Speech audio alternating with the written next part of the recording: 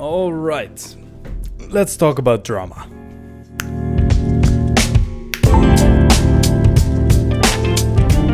Our favorite topic in this whole wide world. Drama. Why is drama so interesting? It's always fun to see people have a fight or whatever. I don't know. It's just amusing.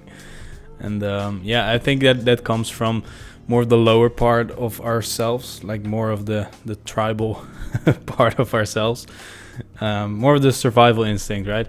It's just interesting it always grabs your attention when people are fighting, when people have drama. It's just something in us that wants to mingle or at least see what's going on, right? I think that has to do with survival in some way, probably. Anyway, over the last few days, I've seen a lot of drama passing by on social media, but also a little bit in real life, and it's just fascinating to me. I'm never the guy who creates drama. I'm always the guy just watching and thinking, interesting. Like I've been the guy that was always fighting, but that was like in elementary school. After that, I didn't fight that much anymore. I did find some clashes. I did find some heavy discussions, and I did get in some drama, but over time, like right now, I don't have any drama, and there's no way I'm going to get drama, because how are you going to create drama with me? There's barely a way. I'll just ignore you, or that's basically it. Like, I don't need any drama in my life, and I don't think anyone needs drama in their life, but for some reason a lot of people just attract drama. And a lot of people also, like, I've literally have had people that ask me, like, how do you not have drama? I always have drama, and I just seem to attract drama and problems. And yeah, that's a tough thing to witness. That's a tough thing to experience, that you always get drama, and for a certain amount you can't really control it. I mean, people are going to people, right? People will do stupid people things because that's just how people do things. So if you are already in that atmosphere of people making drama, then it's really hard to get out of it, because that means you actually have to step away from those people, which might be a good thing anyways, but it's a hard thing. Now, I want to tell you a quick story. I went to Norway in 2018. I went to Norway for half a year, just to study. It was more of a party for half a year, because there were another 200 other exchange students that were there as well, and we were all crammed on one campus, and well, we didn't have any responsibilities for half a year, and everyone could just be whoever they wanted to be, and everyone was just there to party and have some fun and create some good relationships and good contacts. And it was a lot of fun. That half year, it was really interesting. Now, I went into that half year with the thought already, like, all right, I'm going to do some things differently. I'm going to use this as one giant social experiment, because I knew everyone's going to do whatever they want for half a year, because there's no one that knows them after this half year. Like, everyone just goes home and then that's it. So there are no real consequences to whatever you're doing. So everyone's going to do their own thing.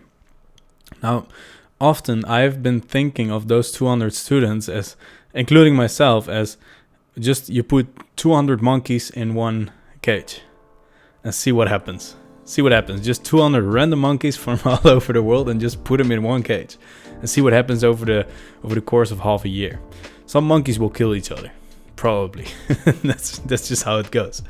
And it was really interesting, because the first 2 months or whatever, everyone was just kind of getting to know each other, and everyone was kind of feeling the vibes and getting some closer friends and some less closer friends, and then enemies get created, right? Or enemies.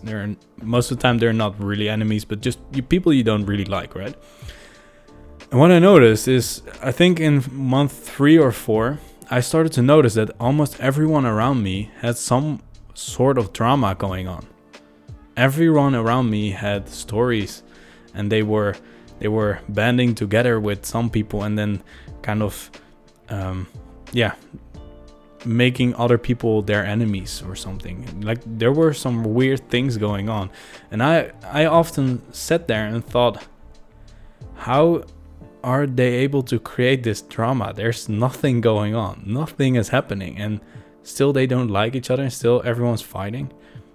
How is that even possible? That's no fun. I was sitting there and thinking, am I the weird one not creating drama? Like, there's no reason to create drama. Why is everyone creating drama? Is there something wrong with me? That's actually what I thought. And I actually started to create some drama just to test out if that was the right thing to do. It wasn't, by the way. It was drama sucks if you're in it. If you watch it, it's fun. But like, if you're in it, that's no fun. It doesn't add anything to your life other than stress. And so I started to think, all right, so why is everyone creating drama? Because it doesn't make sense. Rationally, it doesn't make sense. It's not productive at all. So why is everyone doing it? There must be an emotional advantage to it. There must be something.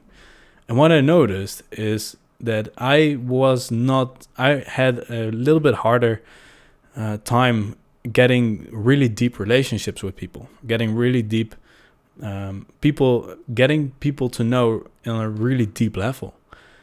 And I've started to figure out that's because I don't have enough really deep conversations.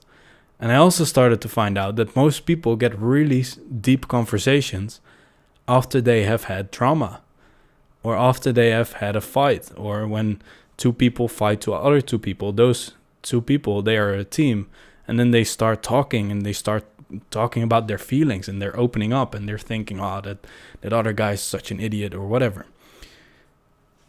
And that created really strong relationships, that created bonds between people. And what I noticed is that people actually need that. So people always crave connection, especially in these times.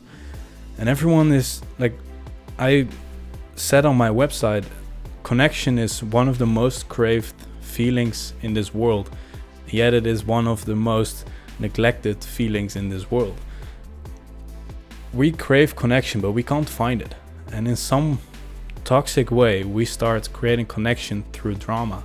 And it's a really basic level of doing things, right? Like, if you think of a chakra system, maybe that's your thing, maybe not. It's just a good way to explain whatever is going on. Like, the base chakra, like the first chakra, is your primal instinct, is your survival instinct. And if you think about it, that's also the chakra, or the place where you would have fights, where you would actually fight with people and create drama, because that's one of the most basic ways of solving things, by fighting with each other, by actually hitting people. Now, that's fights, can also be emotional fights, right? And so that is the most primal way of solving issues. And then, it's sad to say, but most people are stuck in that place, or most people never unlock any other ways of developing themselves than fighting and surviving, having sex and having relationships. And what's the third one? Is it love, I think? Not sure. Doesn't matter. Most people don't get further than fighting, surviving, procreating. That's it. Most people don't get further than that. And because no one gets taught to actually develop yourself in your higher senses, right? And so if you've never been taught that, then you're going to have petty fights about nothing and create relationships, because that's one of the most important things to survive and one of the most important things to procreate. And so what I have learned is that fights are not bad. It's just an underdeveloped way of creating connections with each other. And I didn't have any fights because I thought that it was dumb. But what I notice now is, like, that's a lesson for me. I need to create relationships and connection on basis of something else than fighting. And that's harder because most people are here. So I can't create relationships and connection with most people because most people are just here, like fighting over stupid things and trying to procreate all the time. And yeah, it's a sad truth, and that's why I'm making videos right now as well, because I want to get some people up. I want to explain this stuff that I have always been thinking but never had the ability to say to people, because most people don't listen. And I appreciate you listening, because maybe you think the same. I really thought that I was crazy for a long time, just because most people that express themselves are sadly most of the people that are right here and not here. And because when you're spiraling down, and I will make a video about that as well, when you're spiraling down, you're in that need of constant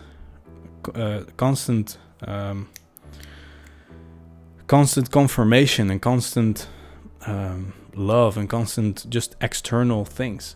And when you're in the spiral up, you constantly know you're okay, you're doing great, and you just have good things. And so maybe the answer of that question of why or how do you stop having drama, maybe the answer is just start thinking, or start really feeling, start to see things in everyday situations. Really step back sometimes and think, what is it that triggers me so bad right now? Or what is it that triggers that person right now? Maybe that's it. And maybe it's also the decision to make this world a better place and not be pulled into that void of anger and of jealousy and all those nonsense things. Maybe it's just the act of stepping up every time you're falling down into that rabbit hole of anger and into that rabbit hole of revenge. Maybe it's just that. Maybe you really create your own drama. Because if you think about it, how can you get drama if you live a dramaless life? How can you create drama if you see the positive in everything? You can't. That's what I figured out, and that's why I don't have drama. And that's also, by the way, why my life is going great, because I only see positive things in all the things. I see opportunities. That's how you create a dramaless life. And I notice that I have a lot to say about the creating drama and creating relationships. My point is as well that you can only create good relationships if you solve that drama in a healthy way. If you create drama and then you never talk to each other again, then that's really toxic. That's the lowest level. You need to step up and just talk to that person and try to figure some things out. You don't have to become friends anymore, but at least figure something out together. At least solve that stuff, because that stuff is going to hurt at some point. You are going to have that drama with you all the time if you don't solve it. And so it creates a really strong personality to actually step up and say, hey, I was wrong. Let's figure this out. It takes a really strong personality. And if you do that, then you're going to show everyone that you are strong and that you are trustworthy. And so your life will get better as well if you step up and solve those situations and solve that drama. Drama it's just nonsense. It's just waste of time and waste of energy. I get it. It's easy to get into drama, but it doesn't work and it doesn't help this world.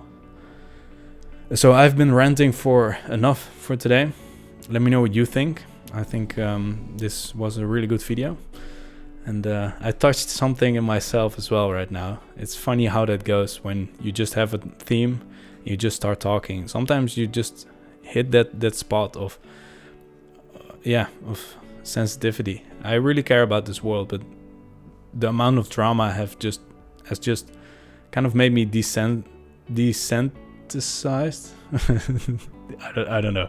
I just block myself out of drama because it doesn't help.